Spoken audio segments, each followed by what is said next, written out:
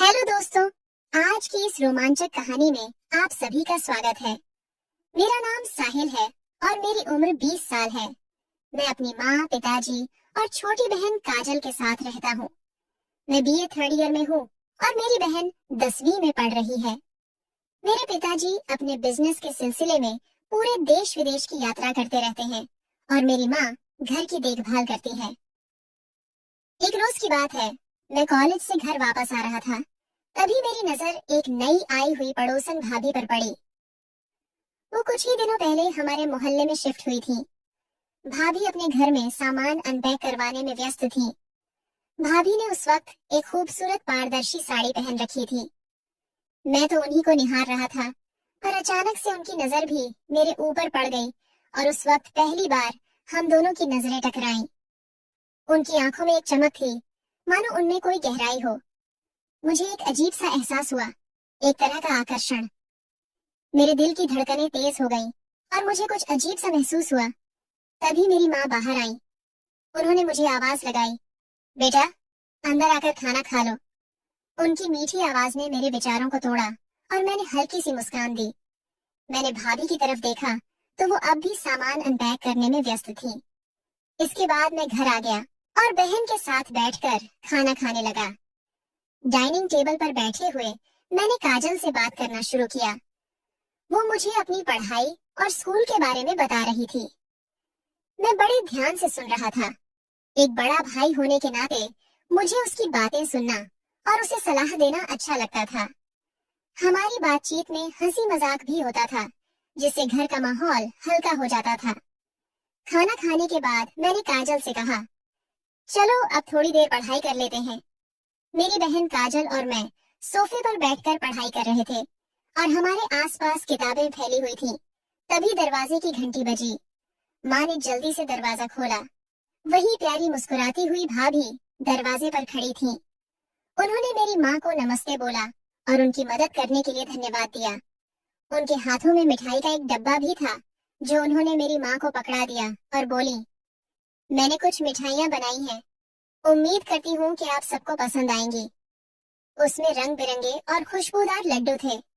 भाभी ने मेरे पास आकर मेरे हाथ में एक लड्डू रख दिया और बोली, खाकर बताओ कि कैसे बने हैं। लड्डू देते समय उनकी उंगलियां मेरे हाथों से टकरा गईं।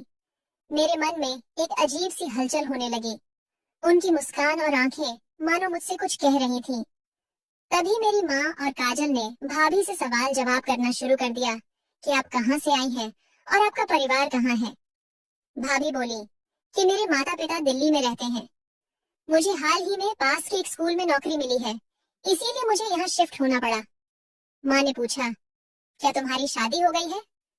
जिस पर भाभी थोड़ी उदास हो गई और बोली कि मेरी शादी को कुछ ही महीने हुए थे, लेकिन मेरे पति के कई लड़कियों के साथ संबंध थे, इसलिए मैंने उन्हें तलाक दे दिया। भाभी थोड़ी असहज हो गई। काजल ने बात बदलते हुए पूछा, वैसे आप कौन सा विषय पढ़ाती हो भाभी? भाभी ने जवाब दिया, मैं हिस्ट्री की टीचर हूँ। काजल ने तुरंत रुचि दिखाई और बोली, वाह भाभी, आप हिस्ट्री पढ़ाती हैं, ये तो बहुत अच्छा है। जब मैंने सुना कि भाभी एक हिस्ट्री टीचर हैं, तो मुझे याद आया कि मुझे भी हिस्ट्री में बहुत परेशानी होती है। काजल ने इस मौके का पूरा फायदा उठाया और बोली, भाभी, मेरे साहिल भैया को हिस्ट्री में बहुत दिक्कत होती है, क्या आप उनकी मदद कर सकती हो? भाभी हंसते हुए बोली, हाँ हाँ, क्यों नहीं। वो मेरी तरफ मुड़ी और बोली, साहिल, तुम्हें जब भी मेरी जरूरत हो तो मेरे पास चले आना, मैं तुम्हें सब समझा दूंगी। ऐसे ही बहुत देर तक हम सब बात करते रहे। मैंने भी उनसे बात की, जिससे मुझे समझ आ गया था कि वो बहुत मिलनसार और सौम्य स्वभाव की थी। लेकिन जब जाते समय उन्होंने पीछे मुड़कर मेरी ओर देखा तो मुझे अजीब सा एहसास हुआ। उन्होंने कहा, जल्दी आना, ठीक है। उनकी मुस्कुराहट ने मेरे दिल में हलचल पैदा कर दी। मैंने कहा, ठीक है भाभी, और फिर भाभी अपने घर चली गई। अगले दिन मैं भाभी के घर जाने के लिए तैयार हो रहा था। मेरे दिमाग में बस एक ही बात चल रही थी, मुझे उनसे हिस्ट्री की पढ़ाई करनी थी। मेरे दिल में थोड़ा उत्साह और थोड़ी घबराहट थी। मैंने मन ही मन तय किया कि मैं अपनी पढ़ाई में अपना पूरा जोर लगाऊंगा। मैं भाभी के घर के दरवाजे पर पहुंचा और घंटी बजाई। मेरी धड़कनें बढ़ चुकी थीं। कुछ पल बाद दरवाजा खुला। भाभी ने गुलाबी रंग की साड़ी पहनी हुई थी, जो उनकी खूबसूरती को और भी बढ़ा रही थी। वो बोली, अरे साहिल, आओ अंदर आ जाओ। उनकी आवाज में एक मिठास थी जो मेरे दिल को छू गई। भाभी ने मुझे बैठने को कहा और बोली, तुम चाय लोगे साहिल? मैंने मुस्कुराते हुए कहा, हाँ बिल्कुल भाभी, आप जो भी पिलाएंगी मैं खुशी खुशी पी लूंगा। भाभी समझ गई और अपना पल्लू लहराते हुए किचन में चली गई, जिससे मेरी धड़कनें तेज हो गईं। कुछ देर बाद भाभी चाय लेकर आई। उन्होंने कहा, ये रही तुम्हारी पसंदीदा अदरक वाली चाय। मैंने चाय पीकर कहा, भाभी इतनी अच्छी चाय पिलाने के लिए धन्यवाद।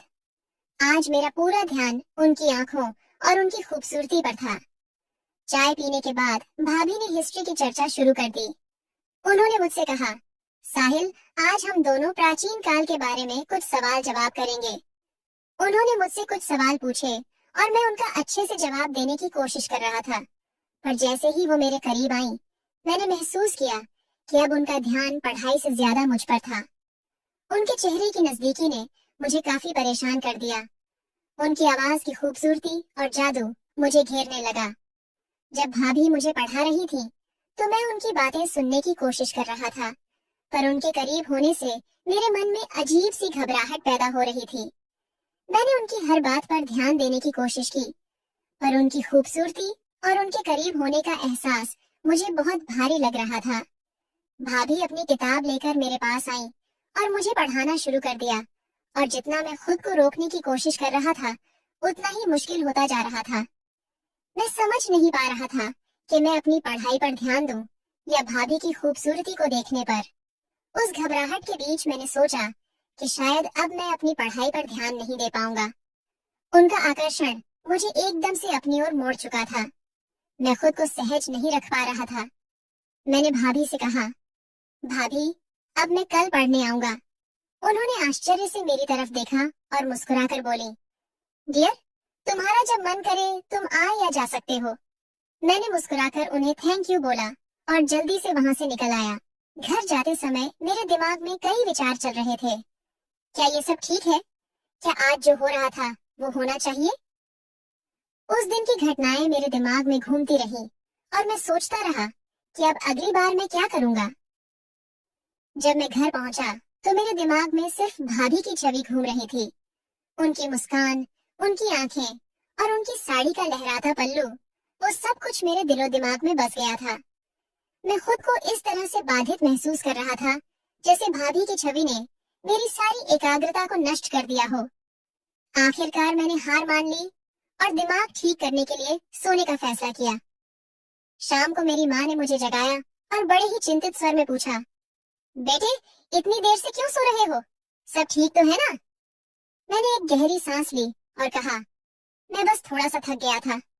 माँ ने मुझ पर विश्वास किया और बोली, आओ पहले आकर खाना खा लो।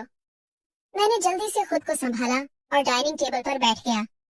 काजल पहले से ही खाने की मेज पर बैठी थी और अपनी प्लेट तैयार कर रही थी। माँ ने बहुत ही स्वादिष्ट खाना बनाया था।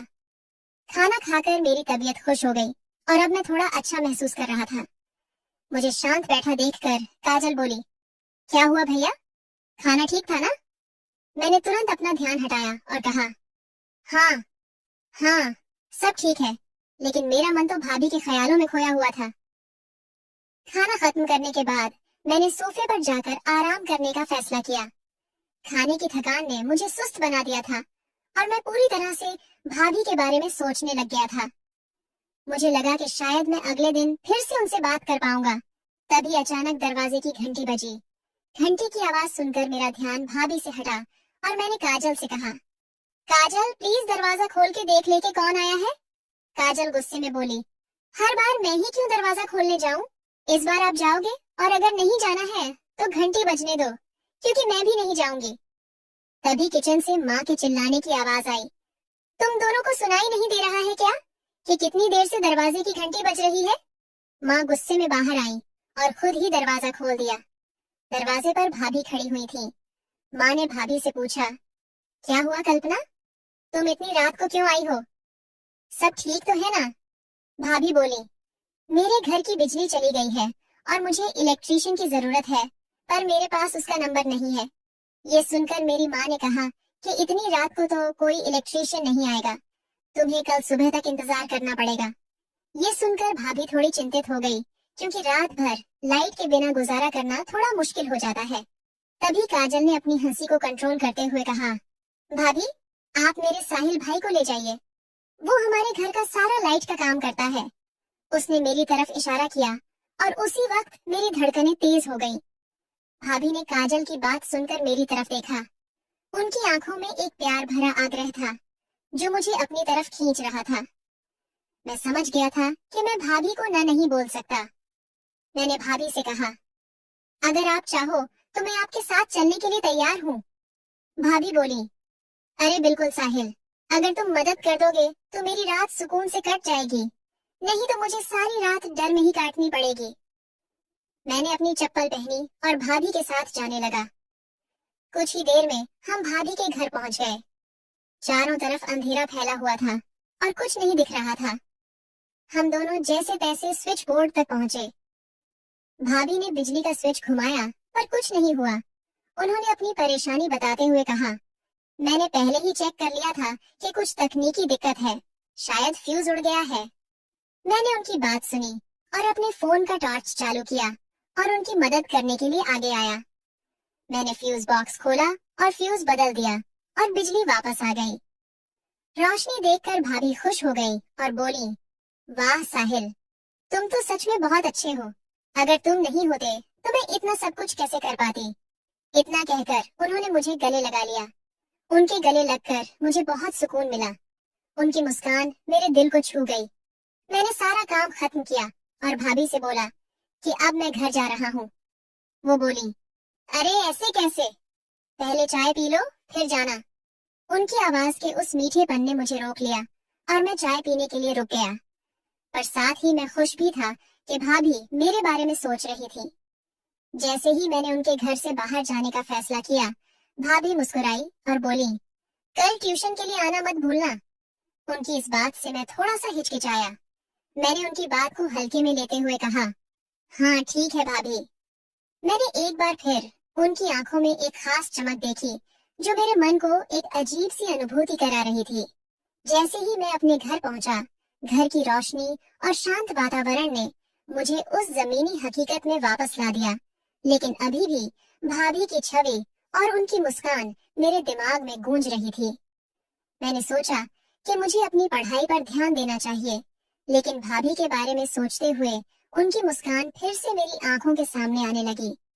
उस रात मैं भाभी के बारे में सोचते हुए सो गया। अगले दिन मैंने तय किया कि मैं सुबह जल्दी उठकर भाभी के घर ट्यूशन के लिए जाऊंगा। मैंने अपनी सारी किताबें और नोट्स समेटे और सोचता रहा कि भाभी के साथ बिताया गया समय और कितना खास हो सकता है। जैसे जैसे मैं भाभी के घर की ओर बढ़ रहा था, मेरी घबराहट बढ़ती जा रही थी। मैंने उनके दरवाजे की घंटी बजाई और वहीं खड़े होकर गेट खुलने का इंतजार करने लगा। मेरा दिल उत्साह से भरा हुआ था। मैं सोच रहा था कि कब भाभी गेट खोलेंगी और कब मैं उन्हें देख पाऊंगा, पर काफी देर खड़े रहने के बाद भी दरवाजा नहीं खुला। कुछ पल इंतजार करने के बाद मैंने मन ही मन सोचा कि क्या भाभी कहीं बाहर गई है। फिर कुछ सोचकर मैंने दरवाजे को हल्का सा धक्का दिया। अजीब बात ये थी कि दरवाजा पहले से ही खुला था। ये देखकर मेरा दिल थोड़ा सा घबरा गया। मैंने घर के अंदर कदम रखा और देखा कि अंदर का माहौल बहुत शांत था। मैं धीरे से अंदर जाने लगा और भाभी को आवाज लगाने लगा कि भाभी आप कहाँ हो, लेकिन कहीं से कोई जवाब नहीं आया। मेरे कदम धीरे धीरे भाभी के कमरे की तरफ बढ़ने लगे। जैसे ही मैं उनके कमरे में गया तो एक पल के लिए मेरा दिल रुक गया। उनके कमरे का दरवाजा खुला हुआ था और भाभी अपने बिस्तर पर लेटी हुई थी। भाभी ने एक बहुत ही खूबसूरत सी लाल रंग की साड़ी पहनी हुई थी। उनकी खूबसूरती ने मुझे उस पल के लिए दंग कर दिया। साड़ी में उनका लुक कमाल का था और उनका मेकअप और हेयर स्टाइल उन्हें और भी आकर्षक बना रहा था।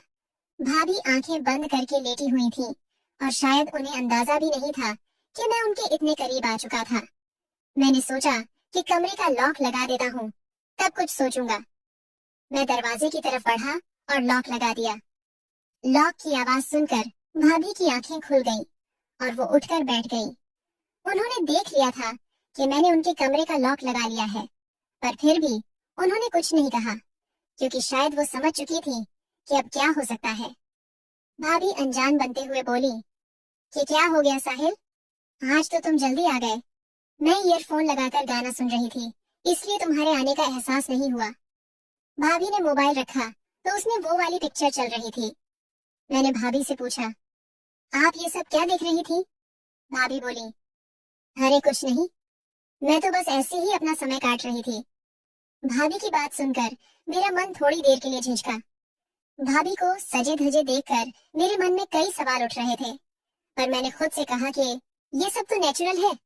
मैंने हिम्मत जुटाई और कहा, कोई बात नहीं भाभी, मैं तो बस ये सुनिश्चित करना चाहता था कि सब कुछ ठीक है या नहीं। मेरी बात सुनकर उनके चेहरे पर हल्की सी मुस्कान आई। अब मैंने सोचा कि हमें ट्यूशन के लिए चलना चाहिए। मैंने अपनी ट्यूशन की किताबें निकालनी शुरू की, पर मेरे दिमाग में भाभी की मुस्कान और सजने संवरने की छवि घूम रही थी। जैसे ही मैं पढ़ने बैठा, भाभी फिर से मेरे पास आकर बैठ गई और मुझे पढ़ाने लगी। उनको इतना पास बैठा देख मैं असहज महसूस करने लगा और मेरे हाथ कांपने लगे।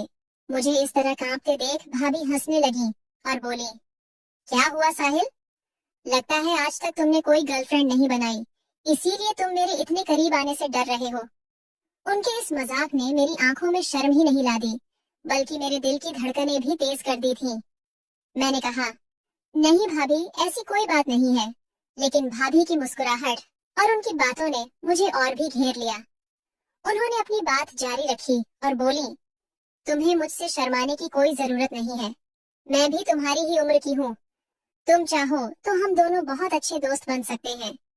भाभी के इन शब्दों ने मेरे मन में हलचल पैदा करनी शुरू कर दी।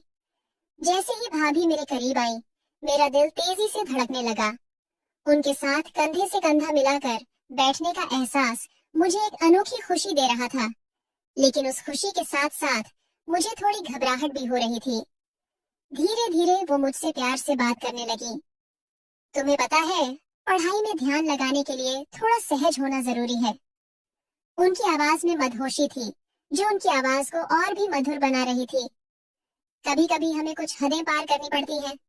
भाभी की बातें सुनकर मुझे उनके करीब होने का एहसास और गहरा हो गया। उनके चेहरे की मुस्कान मेरे दिल के हर कोने को छू रही थी। ऐसा लग रहा था जैसे उस पल समय थम गया हो। भाभी की आंखों में चमक थी, जो मुझे अपनी ओर आकर्षित कर रही थी। उस पल मैं सब कुछ भूल गया। भाभी धीरे धीरे मेरे करीब आने लगी और मैं भी भाभी की तरफ जाने लगा, और कुछ ही पलों में हम दोनों एक दूसरे के बेहद काफी करीब आ गए। हमारे बीच भावनाओं का तूफान उठने लगा। कुछ घंटों बाद जब मेरी आंख खुली तो मैं भाभी के बिस्तर पर था। सब कुछ अच्छा लग रहा था। तभी भाभी मेरे लिए चाय लेकर आई। उनके चेहरे पर मुस्कान साफ नजर आ रही थी। मुझे भी थोड़ी शर्म आ रही थी। भाभी बोली, अब तुम उठो और ये चाय पी लो। मैंने चाय ली और भाभी मेरे पास आकर बैठ गई। फिर हम दोनों बातें करने लगे। बातों ही बातों में भाभी ने मुझे बताया कि वो मुझे पहले दिन से ही थोड़ा सा पसंद करने लगी थी। काफी देर तक बात करने के बाद मैंने कहा, भाभी, अब मुझे घर जाना चाहिए। भाभी मुस्कुराई और कहा, ठीक है, हम कल मिलेंगे। और फिर मैं रात को अपने घर आ गया। मैं भाभी के बारे में ही सोचता रहा। मैंने सोचा कि क्या जो हुआ वो सही हुआ, पर अंदर ही अंदर मुझे ये भी पता था कि ये एहसास बहुत अच्छा था।